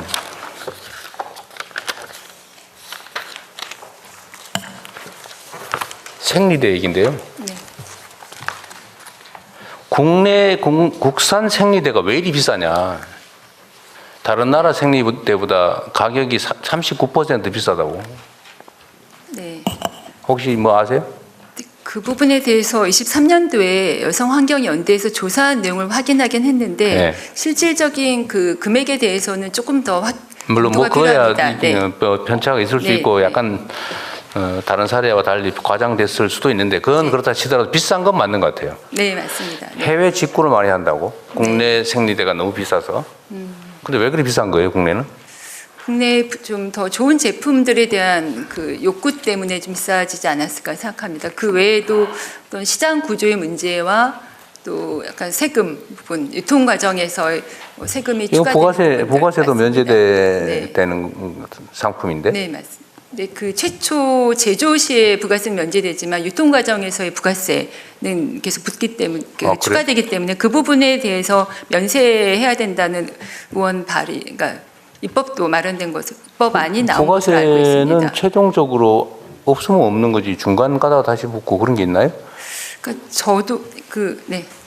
그 생리대 가격이 이제 그 해외보다 높게 나타나는 이유는 한 몇 가지 이유들이 있는데 우리나라의 경우에 일부 업체들의 이제 점유율이 좀 높고 그리고 이제 친환경 유기농 제품이 좀 많이 이렇게 차지하다 보니까 그러니까 가격이 좀 높은 경향이 있습니다. 그리고 대통령님 말씀하신 이제 부가가치 관련해서는 지금 판매 시에는 이제 부가가치세가 면세가 되는데 근데 제조 유통 단계에서 이제 부가세가 또 붙다 보니까 그게 소비자 가격에 또 반영이 돼서 좀 높은 가격에 영향을 다른 미치고 나라는 있습니다. 그런 세금 없어요? 다른 나라 캐나다하고 한 2개 나라 좀 면세로 알고 있습니다. 아니 그러니까 세제에서 우리나라가 불리하냐 그 말이죠. 지금 말씀이 불리해서 그렇다는 취지처럼 들려서 네, 그러지는 않은 것 같은데. 그 아까 말씀드린 한 3가지 이유 중에 이제 그 세금 문제는 좀 그런 문제가 있고요. 그래서 지금 이제 부가가치세 말고 이제 영세율을 좀 도입하자 이제 그런 논의도 좀 있는 걸로 알고 있습니다. 이게 지금 현재 이게 생리대 값이 너무 부담이 돼가지고 전에 뭐 깔창 생리대니 뭐 그런 얘기도 있었고 그래서 지금은 저소득층하고 일부 좀 저연령층은 생리대 월 14,000원 지원을 해주나 봐요. 예, 지원하고 있습니다. 13,000원? 14,000원씩 월 14,000원. 근데 지금 생리대 살려면 2만 몇천 원 들어간다면서요? 그 부분은 좀 다 개인차들이 있는 것 같습니다. 1만 몇천 원짜리 가지고 다 살 수 있어요 한 달치를? 저희 경우에는 비싸서 못 산다고 하던데? 그것은 그 판매처에 따른 좀 차이가 있는 것 같습니다. 그래서 제가 이건 공정거래위 보고 좀 조사 좀 해보라 그랬거든요. 네. 혹시 해외 생리대를 수입하면 수입 관세 있어요? 내가 보기에는 국내 기업들이 좀 과한 것 같아요. 일종의 독점적 지위를 이용해서 폭리를 취하는 게 아닌가 하는 생각이 좀 들어서 좀 그 가족부도 좀 신경 좀 써서 내용 파악 좀 해보세요. 네, 알겠습니다. 해보고 만약에 과도하게 생산비 대비 판매 가격이 높다면 해외의 수입을 관세 없이 허용해가지고 실질 경쟁을 좀 시켜보면 어떨까 하는 생각도 좀 들어요. 네. 관세가 어떻게 구성되어 있는지 생리대에 대해서 지금 직구를 해외에서 많이 한다더라고요. 네. 개인이 직구를 많이 할 정도면 사실 부당하게 가격이 형성돼 있다는 뜻이죠. 네, 그럴 수 있. 네. 더군다나 세금도 면세까지 해주고 있는데 그런다고 하는 게 이상하죠. 네. 다른 나라는 되게 세금이 있을 건데. 확인해 봐야겠습니다. 네, 아주 문제가 좀 있어 보입니다. 그다음에 양육비 그 우리 대지급제도 시작했죠. 네, 선지급제 시작했습니다. 네. 정부에서 대지급하고 네. 이제 본인한테 구상하는 거죠. 네. 언제부터 시작했어요? 올해 7월부터 시작했습니다. 7월부터. 네. 이게 양육비 대지급 대상은 어떤 그 경우에? 예, 지금 저희가 처음이라서 정한 게 이제 중위소득 150% 이하이고 양육비를 3기 이상 또는 뭐 석 달 이상 정해진 횟수 이상 못 받으신 분들을 우선 대상으로 하고 있고요. 그 양육비 채권 확보를 위해서 이제 신청을 했거나 채권이 확보되신 분들이 그런 관계도도 입증을 하셔야 됩니다. 뭐 판결이 있거나 조정 조서가 있거나 이렇게 법률적으로 뭔가 의무가 확정된 경우. 그러니까 신청만 하셔도 됩니다. 집행권은 확인을 위해서 저희 뭐 그러니까 어떤 사람이 대상이냐? 양육비 채권은 일단 가지고 채권이 어떻게 확인이 돼야 될 거 아니에요. 그냥 근데 원래 뭐 부부 사이에도 양육비 부담을 요구할 수는 있잖아요. 근데 예를 들면 뭘 가진 사람이 대상이에요? 이혼하실 때 이제 보통 이혼한 경우에만? 양육비 이혼한 사람. 이혼한 사람의 양육비 청구권을 대신 이행해 준다.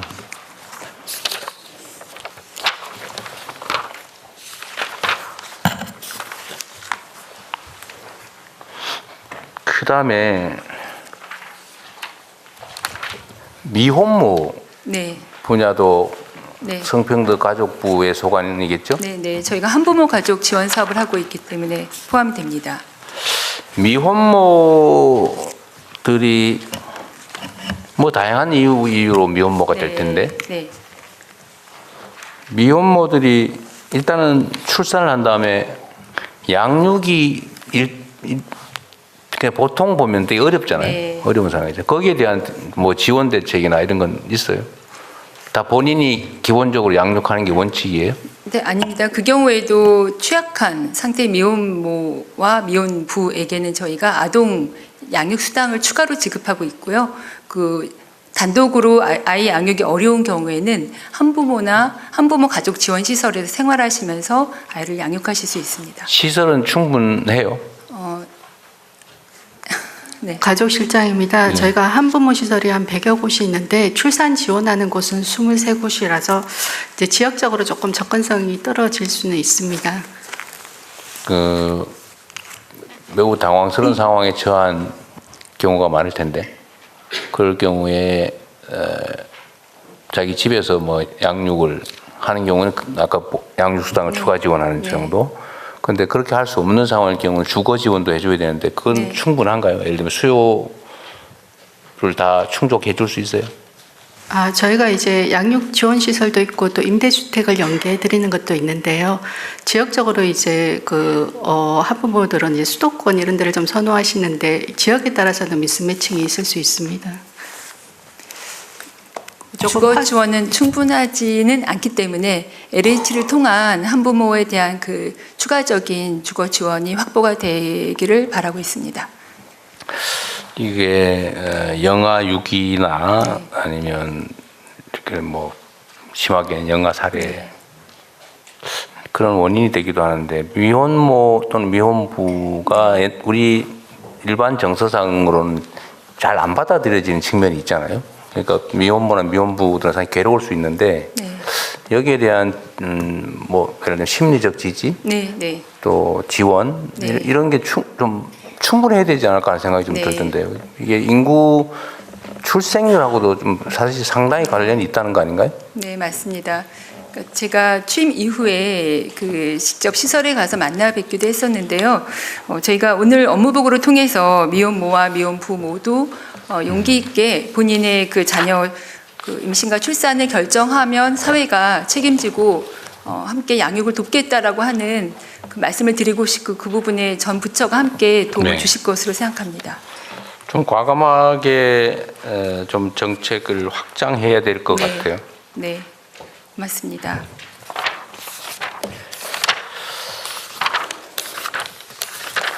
그리고 청탁 질문 마지막 질문입니다. 네.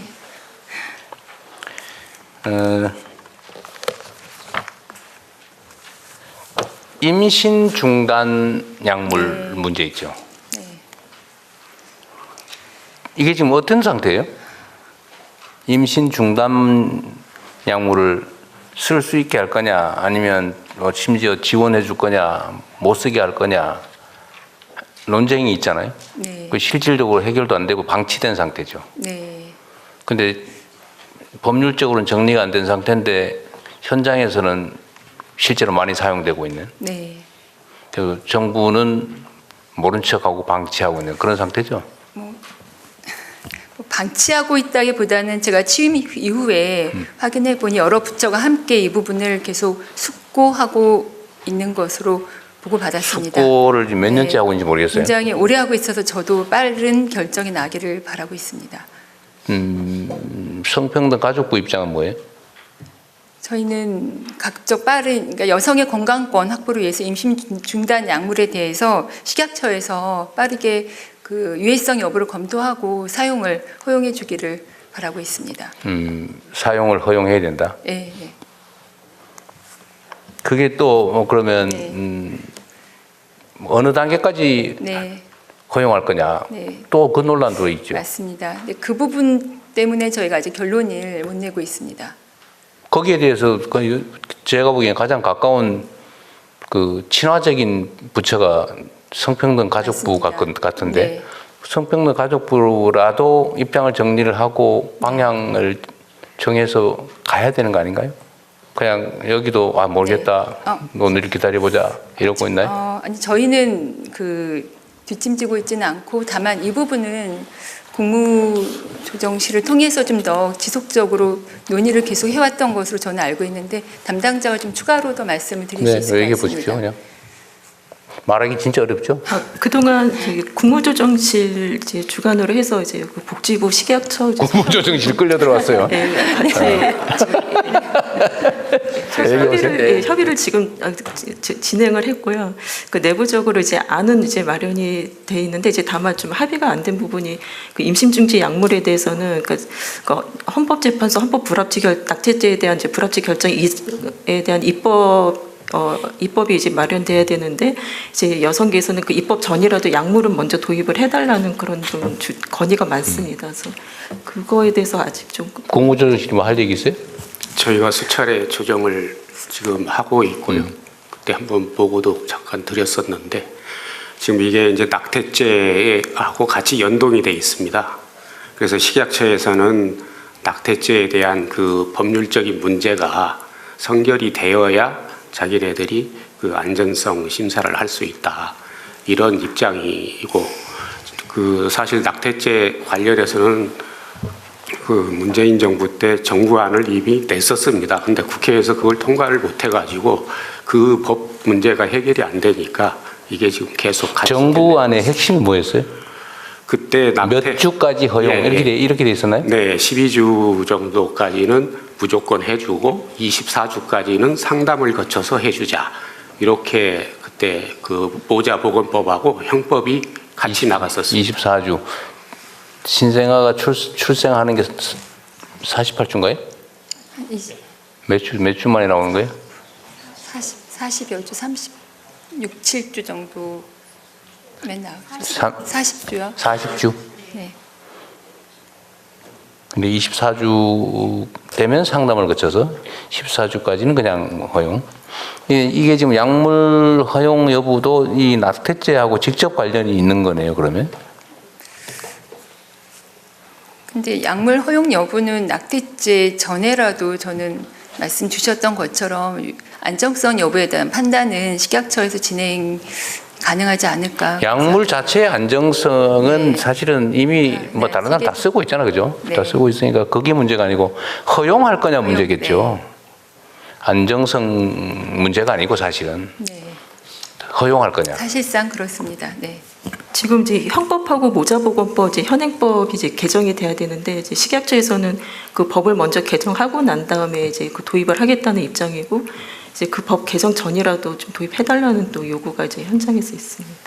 근데 지금 낙태죄는 위헌 판결이 났기 때문에 처벌 대상은 이미 아닌 거잖아요. 네. 오히려 기간을 정하면 그 기간 이후는 또 낙태죄를 처벌해야 되는 상황이 오겠죠. 네. 쉬운 문제는 아니죠. 그런데 이게 이렇게 계속 방치는 없는 거잖아, 사실은. 그러니까 방치는 아니고 사실 이번 저희 국민주권 정부 들어서 국무조정실 중심으로 지속적으로 굉장히 그 숙고를 하면서 논의를 이어온 것으로 알고 있습니다. 이게 지금 시중에서는 내가 보기엔 실제로 사용하고 있는데 네. 팔고 있잖아요. 팔고 사고 먹고 다 하고 있는 거 아니에요, 지금? 네. 그러면 이 약을 취급하는 약사들은 현행법에 위반됩니까? 어떻게 되는 거예요? 이게 그 식약처의 승인이 안 난 약품이라서 약국에서 원래는 팔 수 없는 거예요? 그럼 몰래 파는 건가요? 저희가 알기로는 이 약을 공식적으로 사는 건 아니고요. 비공식적으로 구매를 하고 약사법에 이게 못하게 돼 있기 때문에 약사들 정식 승인 받은 게 아니라 살 수가 없는. 약사가 판매할 수가 없습니다. 그런데도 뭐 사는 건 충분히 가능한 모양이더라고요. 현재 이래저래. 여기 제일 큰 반대 입장이 어디예요? 종교계? 네. 맞습니다. 국회의원들도 쉽게 입장을 못 정하는 거예요, 그래서? 네, 그런 걸로 알고 있습니다. 네. 그런데 법률 없이 행정적으로 조치를 하긴 쉽지가 않다는 건가요? 법제도 정비가 먼저 돼야 된다? 지금 발의된 안이 남인 의원님 안이 한 2건인가 발의되어 있는데 거기에는 이제 약물 도입 하는 법안은 발의가 돼 있습니다. 모자보건법에 약물을 도입하는. 그러니까 내 말은 어쨌든 그 뭔가 법률에 네네. 명확하게 네. 되지 않는 한 네. 행정적 조치로는 어떻게 처리할 길이 없는 거예요. 네, 맞습니다. 아이고, 계속 고민을 해봅시다 그럼. 네. 자, 한국건강가정진흥원 누가 혹시 오셨어요? 네, 왼쪽 보시면 이사장 나와 있습니다. 아, 네, 네. 건강가정진흥원 원장님이신가요? 네. 이 각 지방정부에도 이 관련 기관들이 있죠. 네, 대표적으로 가족센터가 있습니다. 아, 지방정부가 하는 건 가족센터예요? 네, 가족센터를 지방정부가 수탁을 해서 건강가정센터 통칭해서 가족센터 이렇게 부르고 네, 있습니다.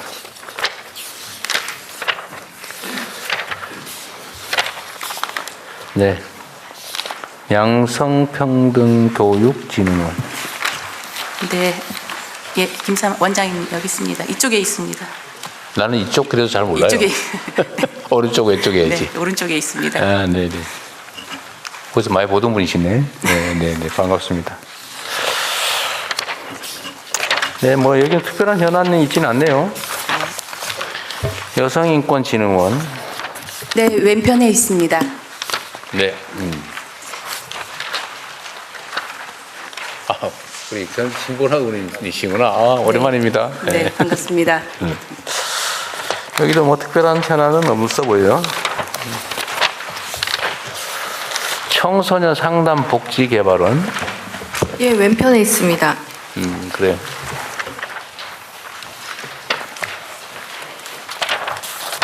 뭐 특별한 일은 없어 보이고.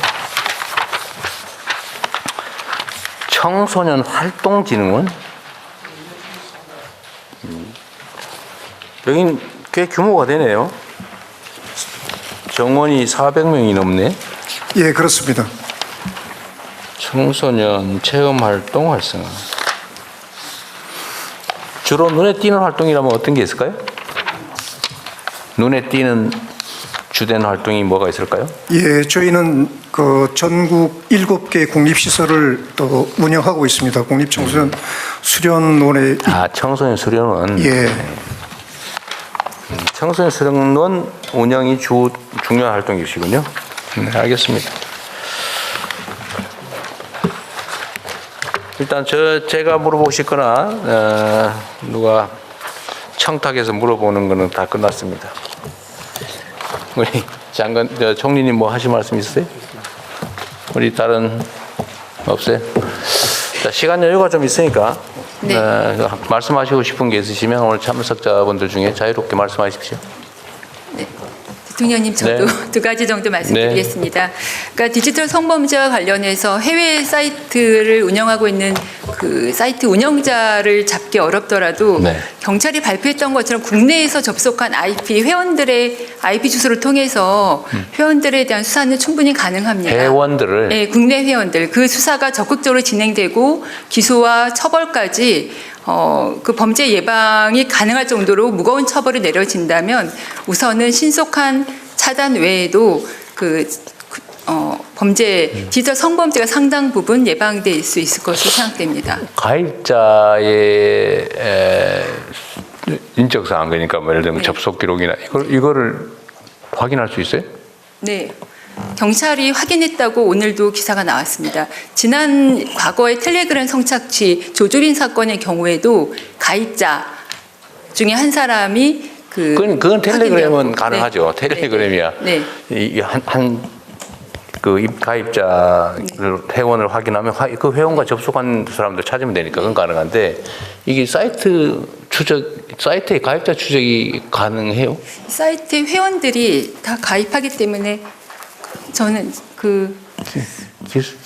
기술적으로는 아니고 비슷한 아이디 네. 찾아가지고 추적하고 뭐 이렇게 해서 실제로 여기에 본인이 직접 그 불법 성착취물을 올리고 거기에서 일정한 그 코인을 받아서 또 다른 불법 성착취물을 보기도 하는 등 굉장히 유해성이 큰데 올린 사람. 네, 올린 사람들이요. 네, 올린 사람들 중에 일부 다운받고, 네, 그 다운받은 범죄자들을 다시 이걸 유포하기 중에 때문에. 저기 뭐 검찰에서 나오신 분 중에 이런 사이버 분야 수사에 뭐 아는 분 없어요? 예, 사이버 기술범죄 수사과장 심영석입니다. 그래요? 지금 예를 들면 지금 말씀은 이게 해외 사이트인데 예. 여기에 국내에서 가입을 하거나 활동한 아이디를 찾아서 추적이 가능하냐? 제가 보기엔 안 될 것 같은데 어떠세요? 가입자 정보는 어쨌든 그 서버에 저장되어 있기 때문에 가입자 정보를 추적하는 건 사실 불가능한 상황입니다. 제가 보기도 그런데. 예, 다만 그 사이트에 접속한 IP가 접속하는 신호를 보내기 때문에 그 신호를 추적해서 어떤 그 불법 사이트에 접속한 사람들의 명단을 역추적하는 방법은 이론상은 가능합니다. 아, 그래요? 뭐 가능한 성이 있는 모양이네. 경찰 그런 경찰한테 한번 아니 지금은 이제 국내에서도 뭐 가입하고 이용하고 요거는 추적이 될 것 같아 말씀을 들어보니까 해외 사이트 추적은 국정원한테 얘기를 하고 그거는 아까 얘기한 대로 팀에 넣어서 팀에다가 통합본부에서 넣어서 같이 하면 될 대표를 것 같고요. 하겠습니다. 그렇게 하면 뭐 국정원이 하든지 뭐 일단 국내에 그 제작해서 올리는 뭐 이런 거는 추적할 가능성이 있어 보이긴 하네요. 그럼 경찰이 좀 원시적으로도 좀 하자. 서버에 접근을 못해도. 그럼 해보죠. 뭐. 그 다음에. 네. 네. 두 가지만 드리겠습니다. 제가 뭐 몇 번 건의를 드렸었는데 지금 교정 시설의 그 부족함이 굉장히 심각합니다. 지금 뭐 정원이 지금 5만 명인데 5만 230명인데 지금 매일 평균 6만 5천 명 정도 수용이 돼 있기 때문에 쉽지는 않습니다. 말씀을 하셔갖고 가석방도 저희가 한 뭐 790명, 800명 정도 가석방을 하던 걸 지금 한 1000명대로 늘렸거든요. 기준이 많이 늘렸음에도 불구하고 뭐 성범죄자, 마약범죄자 계속 늘고 있고. 근데 쉽지는 않은 상황입니다. 그렇기 때문에 이거 정말 이 문제는 저희가 아무리 수사해갖고 범죄자들 잡아 넣는다고 끝나는 게 아니지 않습니까? 이게 다시 저지르지 않게 해야 되는데 재복용률을 많이 떨어뜨려야 됩니다. 지금 20%가 넘고 있기 때문에 교정시설 확충 관련 예산을 좀 관심 가좀 부탁드리고요. 교정시설 확충. 네. 그 다음에 지금 검찰이 해야 될 제가 취임한 이후에 가장 강조했던 것 중에 하나가 대통령께서 늘 말씀하셨던 거 범죄로 인한 경제적 수익을 박탈하는 게 중요하지 않겠습니까? 그러면 그 범죄 수익을 갖다가 저희가 환수해 갖고서 결국 피해자한테 돌려주는 시스템이 돼야 되는데 법원에서 1년 동안 몰수 추정되는 게 9조가 넘습니다. 9조가 넘게 몰수 추정 결정이 되는데도 불구하고 실제 집행되는 건 한 1,500억 대입니다.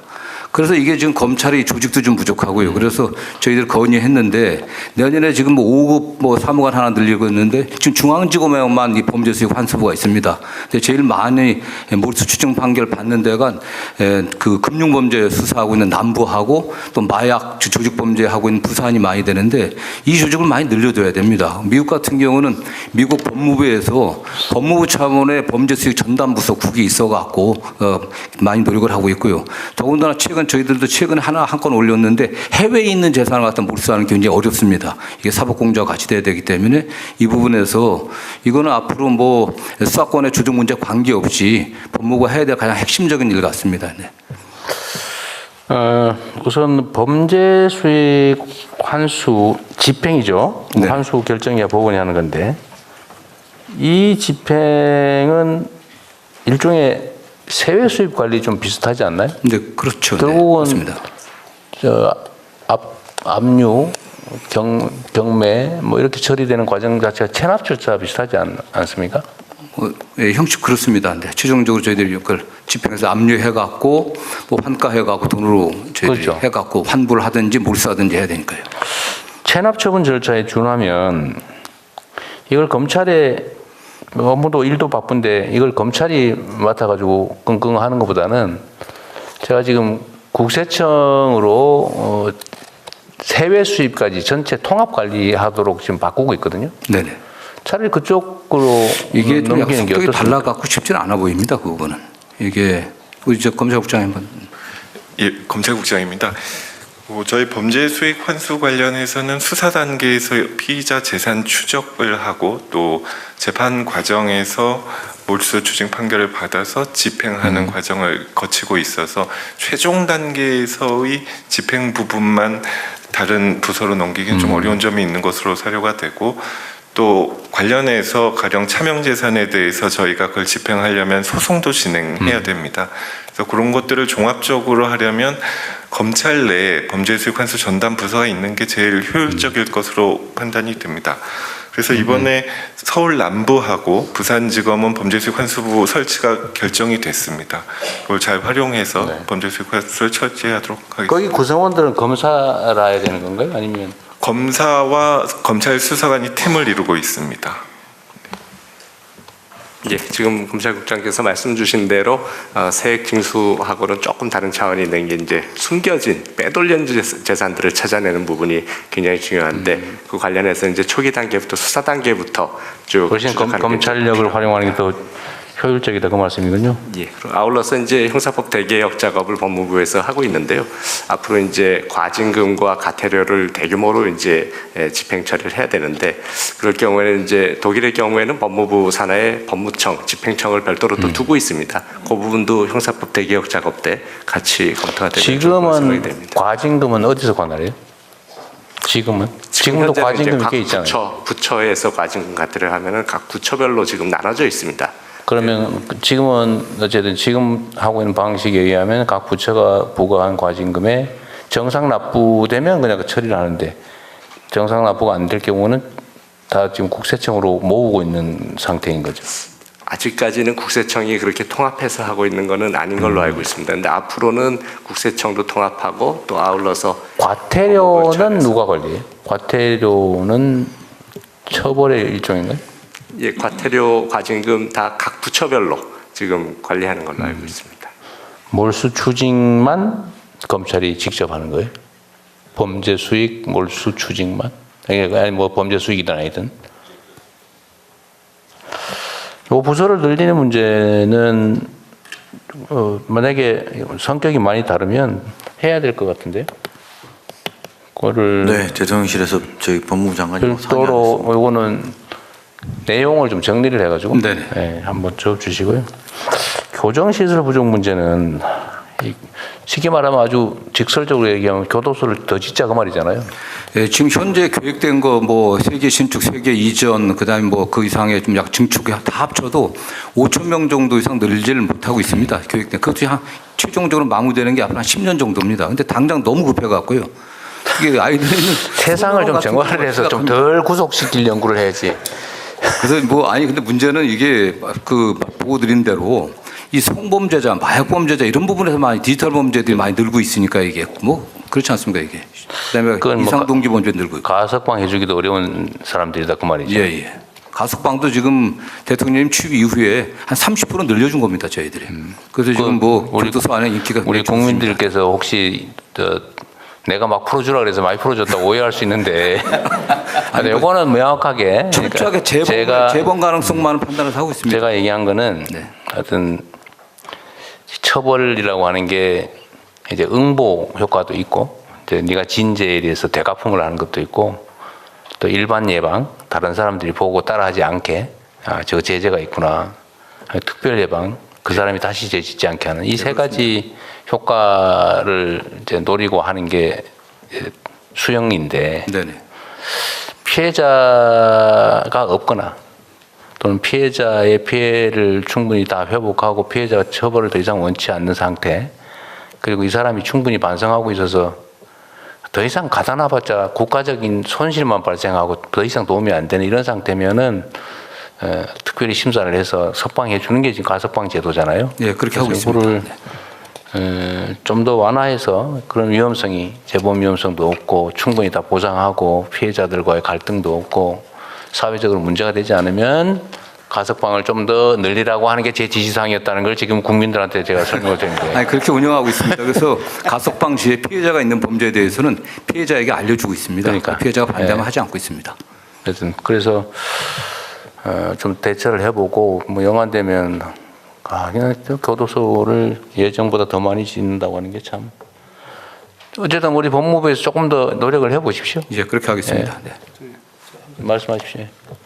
아까 대통령 저 시작할 때 처음 여성가족부 시작할 때 반려동물 말씀하셨는데 사실은 한 5년이나 10년쯤 후면은 농식품부나 복지부가 아니라 가족부가 소관이 돼야 될지도 모른다고 사실은 제가 말씀드린 일부 사람 중에 하나입니다. 근데 그때 제가 전제는 5년이나 10년쯤 후엔 그럴지도 모른다라고 말씀드렸는데 제가 지금 드리려는 말씀은 현실은 농식품부고 존재가 동물로 규정되어 있기 때문에 물건으로 규정되어 있고 그다음에 실제로 국민들이 굉장히 부담을 갖는 보험 문제와 관련해서는 주로 복지부 소관일 가능성이 높은데 실제로 중앙정부나 지방정부와 관련해서 이미 현실로 존재하고 굉장히 많은 부분들이 어디서 이런 걸 정책으로 좀 정리해줘야 되는 거 아닌가라는 니드 자체가 객관적으로 존재하고 커지고 있는데 아무데도 이걸 안 다루고 있기 때문에 이거를 소관을 어디로 결정할 거냐 하는 것은 이후의 문제로 하되 혹시 이런 문제도 그런 가족 또는 이렇게 실제 반려라는 입장에서 생긴 여러 가지 문제를 정책으로 어딘가는 고민을 계속 해줘야 되는데 TF 같은 거라도 하나 이렇게 해서 한번 생길 수 있는 정책 이슈를 한번 이렇게 축적해 가시는 것도 한번 검토해 보면 어떠냐. 소관부를 결정하는 건 나중 문제고. 아니 이게 워낙 이게 수요가 많잖아요. 한번 문제 제기해 보면 이게 우리가 웃으면서 얘기하지만 이게 반려동물 문제는 사실은 매우 예민한 문제예요. 그 관심 있는 당사자도 많고. 저도 전에는 수백만 원씩 들여서 반려동물 수술한다 그래서 제 정상이냐 이런 생각이 들어요. 요새는 500만 원 들어도 해야지 그런 생각이 들더라니까요, 갑자기. 달라지더라고 사람이. 근데 더 문제는 송미정 장관께서요 이거를 자기가 하겠대요. 그래가지고 내가 일단 말려놨어요. 가축으로 축산 분야 아니냐. 근데 거기는 그런 게 있어요. 동물을 너무 잔인하게 비인도적으로 대우하지 말아야 된다. 그런 동물복지 측면을 얘기하긴 하는데 그게 반려동물까지 가면 그쪽에서 담당하는 것 자체를 분개하는 사람이 많이 생길 것 같아요. 하여튼 그런 어려움이 있습니다. 총리께서 정리하십시오, 그러면. 다 걸렸잖아요. 제가 한번 이렇게 모아서 의논해 보겠습니다. 장기적으로 국가에서 이걸 같이 정리해줘야 될 문제인 것 같습니다. 불가피하게. 맞습니다. 대통령님, 말씀하세요. 저희가 사실 저희 성평등 가족부는 국민이 지켜주신 부처입니다. 그리고 제가 취임하고 어제 100일째가 되면서 그동안 많은 분들의 기대와 관심, 우려를 받으면서 저희 성평등 가족부의 업무를 해왔는데 얼마 전에 제가 갔던 포럼에서 스웨덴 얘기를 들었습니다. 스웨덴은 성평등 특임 장관님이 계시는데 모든 부처 장관이 정책 분야의 성평등을 반영해서 본인들이 다 성평등 장관이라고 일하고 계신다고 합니다. 그래서 우리나라도 전 부처 장관님들께서 그런 마음으로 일을 해주신다면 성평등 국가가 실현이 되는 그때 법무부 장관님께서 우려하셨던 성평등 그 성범죄율도 굉장히 떨어질 거라고 생각이 듭니다. 저희도 더 노력하겠습니다. 네. 또 어떠세요? 하실 말씀 있으시면 하세요. 없는 모양인데. 오른쪽 끝에 있습니다. 말씀하세요. 누구신지. 마약범죄 관련해서 좀. 예, 마약범죄 정부합동수사본부 제1부본부장 신준호 검사입니다. 최근에 날로 심각해지는 마약범죄 대응을 위해서 지난 11월 21일 검찰, 경찰, 해경, 세관, 국정원, 출입국, 그다음에 FIU 등 유관기관 86명 규모로 마약범죄 정부합동수사본부가 출범하게 되었습니다. 범정부적 노력의 결실로 매우 뜻깊게 생각하고 이러한 어려운 결단을 해주신 정부의 결단에 깊이 감사를 드립니다. 그간에는 마약 수사를 기관별로 각자 따로따로 이렇게 하다 보니까 정보 공유라든지 수사 공조 이런 것들이 애로가 컸었는데 근본 합동수사본부의 설치로 이러한 점들이 많이 해소되어서 다양한 성과와 시너지가 도출될 것이 기대가 됩니다. 실제로 좀 출범한 지 한 달 정도 됐는데 마약사범 약 20명을 입건하고 그중에 11명을 구속하는 등 적지 않은 성과도 나오고 있습니다. 향후에도 합동수사본부는 마약 수사의 국내 컨트롤 타워로서 마약 해외 유입을 막는 동시에 국내 유통, 소비를 단속하는 쌍방향식 집중 수사를 통해서 마약을 뿌리 꽂고 치료 재활에도 정성을 기울여서 마약 청정국으로서의 회복에 최선을 다하도록 노력하겠습니다. 많은 관심과 지원을 부탁드리겠습니다. 저도 관심이 많긴 하죠. 지금 제가 근데 경찰 보고 때 그걸 한번 물어봤는데 검찰 쪽은 주로 뭐라더라? 상선? 상선 추적에 좀 능한 것 같고 경찰은 하선? 지금 기관별로 특장점이 있습니다. 좀 다른데 서로 정보 공유가 잘 안 된다고 하던데? 종전에는 좀 그런 면이 있었습니다. 검찰은 특히 해외 유입 수사에 좀 능한 특장점이 있고 경찰은 국내 유통 소비에 능한 수사 있는데 서로 기관 간 벽이 있다 보니 이게 원활치는 않았는데 그런 걸 극복하고자 이번에 이런 합동수사본부를 출범하게 됐습니다. 잘 되고 있다는 거예요? 예, 잘 되고 있습니다. 열심히 하겠습니다. 네, 잘해주세요. 네. 네, 또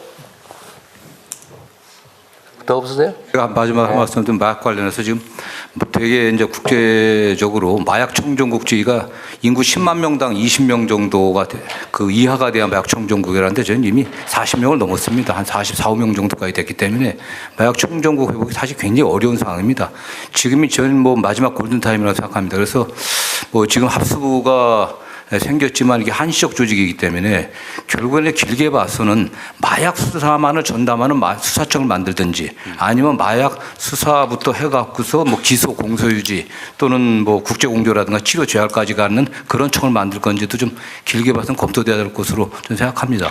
미국 같은 경우에 어떻게 샌프란시스코 사례가 많이 나오는 것이 굉장히 심각한데 저희도 너무 이 마약 사용 연령들이 좀 낮아지고 있거든요. 그 다음에 인터넷이라든가 국제 어떤 해외 구매 직구를 통한 거 단속이 굉장히 어려워갖고 대통령께서 지시해갖고서 우편 집중국에다 좀 설치하지 않았습니까?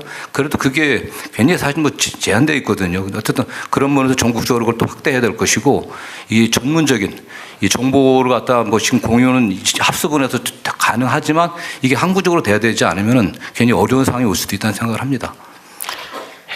저도 그 생각을 많이 하는데 지금 해외 다른 나라의 사례 같으면 마약수사청은 그러면 우리나라 검사에 해당되는 사람, 그 다음에 수사관 이렇게 구성이 됩니까? 아니면 그냥 수사만 하고 예를 들면 영장 청구 기능이나 이런 건 분리돼 있나요? 지금 미국의 마약청이 지금 뒤에 예, 그 관련해 가지고 해외에는 검사는 포함되지 않는 것이 주류예요. 예, 수사관들 위주로 돼 있습니다. 근데 실제로 우리나라는 그 검찰의 마약 수사 역량이 꽤 있지 않습니까? 네, 그렇습니다.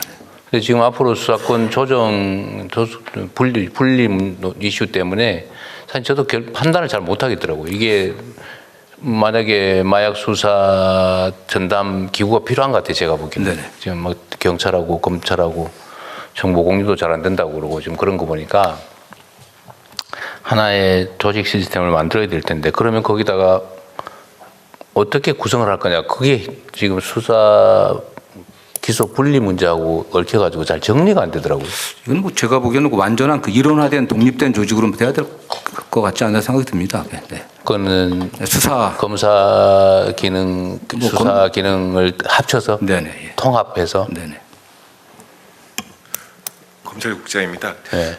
지금 저희 마약합동수사본부는 수사 기소 분리 취지를 반영해서 검사실에서는 직접 수사 개시를 하고 있지는 않습니다. 그래서 검찰 수사팀, 수사관들이 개시한 사건, 그다음에 경찰에서 수사 개시한 사건에 대한 영장 통제하고 송치 개념으로 사건을 받아서 보안 수사에서 기소하는 그런 구조로 가지고 있습니다. 그 안에서? 그렇습니다. 조직 안에서요? 예. 또 약간 좀 기형적으로 보이고. 하여튼 그 문제가 정리가 되면서 저는 마약 수사는 독립 관청화해야 되겠다는 생각은 들긴 합니다. 이게 그렇게 그냥 대충 일반 사범 수사하듯이 해서 될 일이 아닌 것 같아요. 네, 그건 또 그 법무부에서도 안도 좀 내보시고요. 이게 수사 기소 분리 문제가 요새 좀 꼬여가지고. 예, 그렇게 하겠습니다. 네, 좀 정리를 해야 될 것 같습니다. 근데 진짜 없는 것 같아요, 이제는. 네, 긴 시간 고생하셨고요. 하여튼 법무부는 요즘 여러 가지 복잡한 이슈들도 있는데, 그럼에도 불구하고 하는 역할의 중요성은 더 새삼 강조할 필요가 없을 정도입니다. 이럴 때일수록 좀 중심을 좀 명확하게 잡고 휘둘리지 말고 본연의 역할을 잘 하는 게 중요한 것 같아요. 여가부도 꽤 예민한 의제들이 꽤 많은데 그죠? 지혜롭게 잘 넘어가면 좋겠습니다. 네, 다들 수고하셨습니다. 이상으로 법무부 성평등가족부 업무보고를 마치겠습니다. 감사합니다.